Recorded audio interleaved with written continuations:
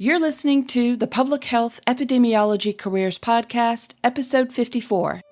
Welcome to the Public Health Epidemiology Careers Podcast, where we explore public health epidemiology careers and share tips and strategies to help you enter or transition into the field. And now, your host, Dr. Charlotte Hughes Huntley. Greetings, everyone, and thank you for joining me on this episode. Today, we're going to address the topic of career options related to your public health degree. But before we dive into the topic today, I'd like to just highlight our sponsor for this episode, which is Developing Your Public Health Career Strategy. This is a coaching program designed to help people who have already completed a degree in public health, but are facing challenges getting into the field. For more information, visit drchuntley.com, and from the main menu, select Program to learn more. All right, today's episode. The topic here is inspired by a similar type of question that I've been receiving or been asked quite a bit lately. As you know, whenever that happens, I think there are likely even more people with the same question, so I tend to address the topic on an episode. So the questions are typically like this. I have a master's degree in public health and also a bachelor's degree in sociology. What can I do with that? Or what ideas do you have about potential jobs for me? Or what are your thoughts about that? So there's usually a public health degree or something really similar and something else that complements that or some interesting combination. And people will describe that to me, list their degrees, and then ask me, okay, what can I do with that? So there are two things that come to mind whenever this happens. Whenever I get these types of questions. And first, people may genuinely be wondering what the job opportunities are. What job opportunities exist for their degree or combination of degrees. They could just be wondering, what suggestions I have. And then the second thing that comes to mind is that, maybe people are looking for directions and next steps or trying to fit a specific job that they've heard about from someone else or fit into an idea of what they think they should be doing with their degrees or combination of degrees. So my response and advice in either situation is the same. And that is I respond with, what do you want to do with your degree or your degrees? And I'm not trying to turning the tables into an effort to avoid their question, but exactly the opposite.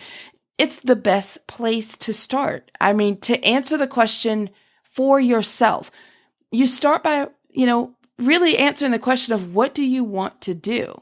Now, it doesn't mean that you can say, I want to do this, and it just happens. That's not what I'm suggesting. But, you start with, what do you want to do? Because you're the one who pursued those degrees. You're the one who got degree number 1 or 2, 3, or whatever it is. And you had some idea going into this. There was something that lured you in or drew your attention. There was something about public health or, some combination that you were attracted to or you thought you could do. So start with, what do you want to do? Because the possibilities are broad and the need is really high when it comes to public health. So start with figuring out what you want to do. And in the first situation, if you're genuinely wondering about job opportunities and what those job opportunities are, then explore those options through any number of reputable websites. Now, public health associations are a great place to start, and I highly recommend, even before you start really exploring the jobs, but I highly recommend reviewing the 10 essential public health services. Now, everybody remembers that from those early school days. We had to have that in the intro to public health or your foundational courses in public health. So the strength of public health systems really rests on its capacity, the ability to effectively deliver these essential services. So if you do a quick Google search, you'll find, links to these, essential public health services. The links it's all through the CDC's website. So you'll find a link really easily and quickly, or you can dust off one of your old textbooks. But reviewing these will refresh your memory from early coursework, and it will give you the chance to see what areas of public health that you're, really the most interested in working and developing a career. It's a great starting point. Now, in my coaching program, Developing Your Public Health Career Strategy, we focus attention on this area as a first step. And when we take an in-depth approach to uncover just what your deep interests and true passions for public health are. It is vital to get clarity here. You really need to get really clear about what you want, what's driving you, what you're interested in before you start exploring jobs. And it will prevent you from just trying to follow what you see someone else doing or trying to follow what you think you should be doing out of obligation. Instead, you're following the direction that you feel most interested in and you care most about. Now, I have talked about this on many episodes in the past, and you hear me say this in multiple ways, but it's really important to really emphasize that. And since I've received these questions lately, I thought I would bring the questions here to the platform and just reemphasize or reiterate again how important it is to get clarity around what you're interested in doing. Now, you can ask that same question to any number of professionals in public health. You can ask that question to 5 different epidemiologists, and you will get 5 different responses of, ideas of what you can do. And of course, it's great when people can give you suggestions and feedback and ideas and get you to thinking, but you've got to take that and you've got to incorporate it in the proper perspective because they're giving you their ideas based on their view and what they've gone through and what their interests are. So if you are not careful, you can start to just become a, imitation of what other people are suggesting or other people are doing. It's important to take that feedback, but then also be able to apply it to your situation, what your interests are, and not lose yourself in that process. Because anyone who pursues this type of degree, when you're in public health, you have so many different directions you can go. Career opportunities are very broad in public health. So depending on what you really are interested in, that really should drive the direction. Some people are really focused on policy and advocacy, and they should be working in some respect along that channel in that direction. Some people want to be up front. Some people have a communication style. Some people want to be the behind the scenes. Some people are really wanting to just throw themselves into research, which drives every other area. Whatever that is, you have to find what you're interested in first. Get really clear about that. And then when you explore these topics with other people or in forums or different groups, then you're able to take the feedback and you can apply it in a very strategic way that's unique to you. But it's really, really important that you are clear about what you want to do. And then maybe when you're asking those questions, maybe you can get some feedback about your idea. Again, being careful there because you want to make sure that the people that, when you get the feedback, you have to kind of put that in perspective as well.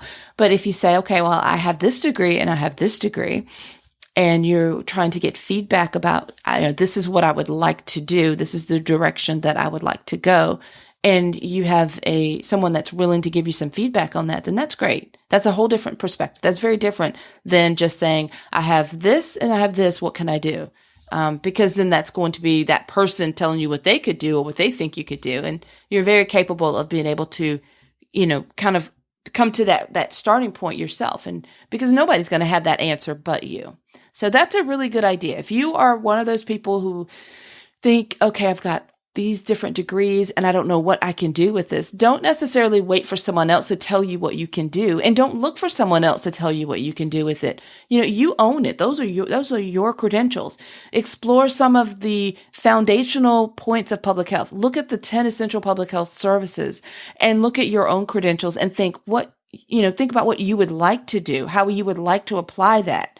And then as you move forward, you may seek out a mentor or someone to help guide you, but you need to start with, that foundation of what you want to do. So just to wrap it up, if you're wondering what you can do with your degree or combination degree, start with exploring what areas of public health you care most about and what you have the greatest interest in. And then after that, explore job opportunities in that area. And this, that is just a part of developing a strategy. You hear me talk about that all the time. Even if you don't have a strategy, that's kind of a strategy still, because you're just kind of going through the motions and you're just kind of existing and you're responding to whatever happens. If there's a job opening, you're just kind of going for it. If someone suggests this, you're following it. If you develop your own and you say, okay, this is what I want to do and this is the direction I want to go and this is how I'm going to map it out, that's a strategy as well. But this strategy, you're owning it and you're guiding it and you're making you're making your path. So, you really should be able to start developing that strategy right away. Regardless, or refining the strategy and improving the strategy and your plan of action, your game plan, those are all the same word, mean the same thing, just different terms. But just be sure that you're creating and following your own path and not just going through the motions and blindly following someone else's path. And if you need help with this process, visit drchuntley.com. And from the main menu, remember to click on the program tab to learn more. And that's a wrap. So be sure to check out or to click on the subscribe button so that you can get the latest episodes delivered directly to your mobile device as soon as they are released. So you won't miss out on anything and you'll be among the first to hear the latest podcast episodes every week. All right, everyone. Until next time, have a fantastic rest of your day.